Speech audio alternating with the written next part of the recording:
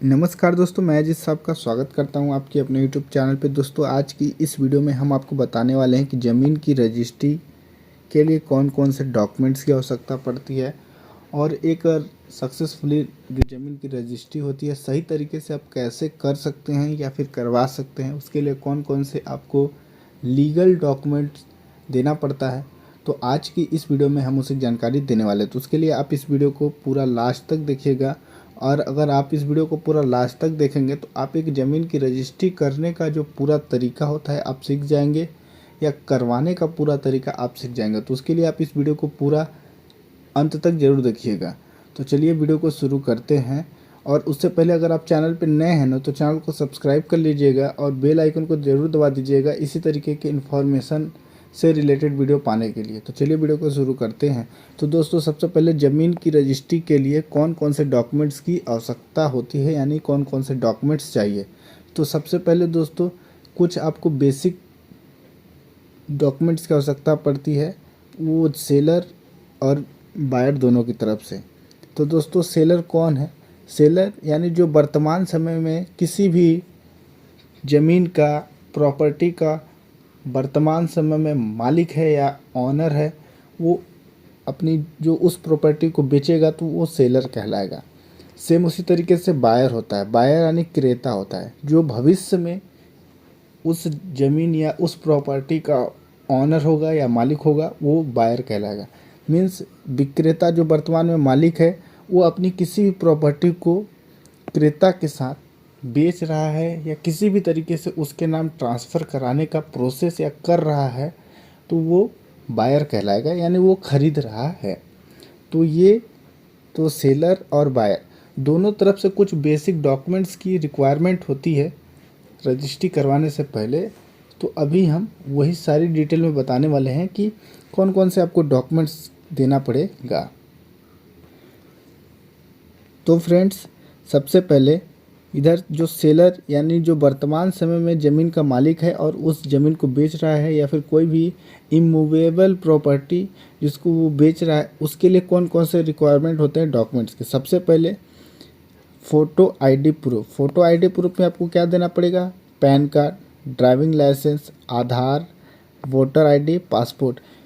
कोई भी एक वैलिड डॉक्यूमेंट आपको देना पड़ेगा जो गवर्नमेंट के द्वारा इशू किया गया हो, या फिर कोई भी रजिस्टर्ड संस्था के द्वारा, रजिस्टर्ड फर्म के द्वारा, जिसमें आपका एक फ़ोटो हो और आपका नाम, फादर नेम, आपकी basic details, date of birth, ये सारी एक आई कार्ड आपका होना चाहिए।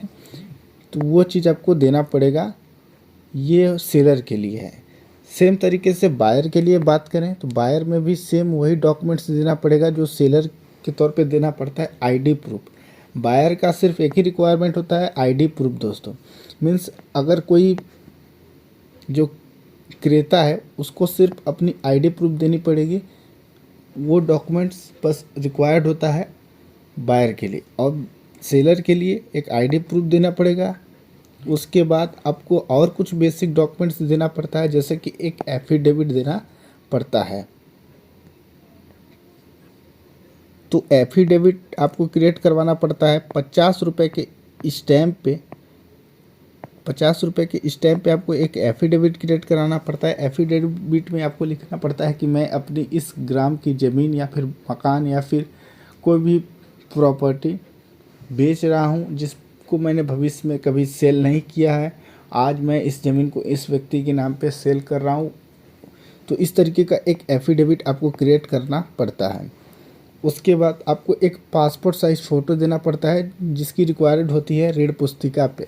ऋण पुस्तिका पे आपको सेल्फ अटेस्टेड करना पड़ता है passport size photo. 1 passport size photo आपको देना पड़ता है। अब और एक 3 डायरेक्शन में लैंड पे खड़े होकर आपको फ़ोटो देना पड़ता है। तो जैसा कि ये आपका कोई लैंड है, ठीक है, इसमें आपको नॉर्थ, साउथ, ईस्ट, वेस्ट, इधर से हम ले लेते हैं नॉर्थ, साउथ, ईस्ट, वेस्ट।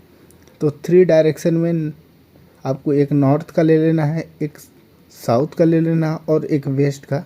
इस डायरेक्शन में आपको 3 फ़ोटो, फुल फ़ोटो, जिसमें जो वर्तमान में विक्रेता है वो खड़ा होकर अपनी फ़ोटो खिंचवाएगा और एक A4 साइज़ के पेपर पे पूरा प्रिंट निकलवा के लाएगा। उस पे भी उसको सिग्नेचर करना पड़ता है। इस तरीके का एक मान लीजिए एग्जांपल के लिए फ़ोटो है, ये ईस्ट का है, ये वेस्ट का है, ये साउथ का है, तो यहाँ पे अपना सिग्नेचर करेगा सेलर। अगर हो सके तो बायर की भी फ़ोटो अगर इसी के साथ में हो जाती है, कॉमन फ़ोटो साथ में, तो उसमें भी वो और बेस्ट है। उसमें फिर बायर भी इधर साइन करेगा। अगर नहीं है तो सेलर का कंपलसरी होता है फ़ोटो। तो इतना डॉक्यूमेंट्स अभी आपको रिक्वायर्ड होती है। ये तो दोस्तों आपकी बेसिक डॉक्यूमेंट्स होता है, इतना आपको। अब आपको लैंड से संबंधित डॉक्यूमेंट्स की आवश्यकता पड़ती है, तो सर्टिफाइड खसरा। तो सर्टिफाइड खसरा आपको 1 साल के अंदर का होना चाहिए। लेकिन दोस्तों आप जब भी रजिस्ट्री करवाएं तो आप जिस दिन रजिस्ट्री करवा रहे हैं उससे 1-2 दिन पहले का खसरा आप निकलवा लें ऑनलाइन। मिनिमम फीस पे आपका ये सर्टिफाइड खसरा निकल जाता है। मैप की भी बात करें, मैप भी सेम कंडीशन है। आप मैप भी अपना 1-2 दिन पुराना निकलवा लें या ऑन द स्पॉट निकलवा सकते हैं। ऋण पुस्तिका, ये भी आप ऑनलाइन, ये सारा डॉक्यूमेंट सर्टिफाइड होना चाहिए, यानी प्रमाणित कॉपी होनी चाहिए। ये सारा डॉक्यूमेंट्स आप ऑनलाइन निकलवा सकते हैं या फिर निकाल सकते हैं सेल्फ अपने से। इतना डॉक्यूमेंट्स आपको कंपलसरी है, इसके बिना आप रजिस्ट्री नहीं करवा सकते। ये जो दोस्तों डॉक्यूमेंट है, सर्टिफाइड खसरा, मैप, ऋण पुस्तिका, ये ज़मीन का डॉक्यूमेंट होता है। आईडी प्रूफ कंपलसरी है। एफिडेविट आपको देना पड़ेगा। पासपोर्ट साइज़ फ़ोटो ऋण पुस्तिका के लिए कंपलसरी है।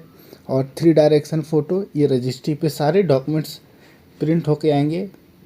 ये वेरिफिकेशन होगा, आईडी प्रूफ वगैरह, और एफिडेविट आपको देना पड़ेगा।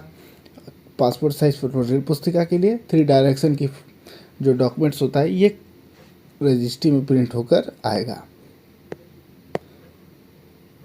उसके बाद दोस्तों क्रेता और जो विक्रेता की बात की जा रही है, तो क्रेता और विक्रेता कितने प्रकार से हो सकते हैं? तो क्रेता विक्रेता 4 प्रकार से हो सकते हैं। जैसे कि जो विक्रेता की बात की जाए तो विक्रेता जॉइंट सेलर हो सकता है। मीन्स एक साथ कई लोग बेच रहे हैं ज़मीन, तो जॉइंट सेलर कहला सकते हैं। सेलर सेल्फ, यानी इंडिविजुअल कोई व्यक्ति बेच रहा है तो सेलर सेल्फ कहलाएगा।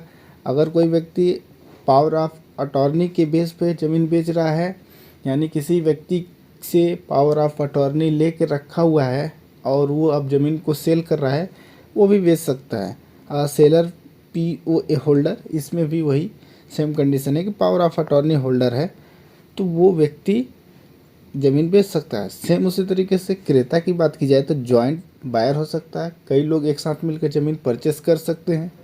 बायर सेल्फ हो सकता है, सिंगल आदमी कोई ज़मीन खरीद सकता है। पावर ऑफ अटॉर्नी होल्डर भी ज़मीन को खरीद सकता है किसी दूसरे व्यक्ति का। तो इतना ये होता है क्रेताओं का प्रकार।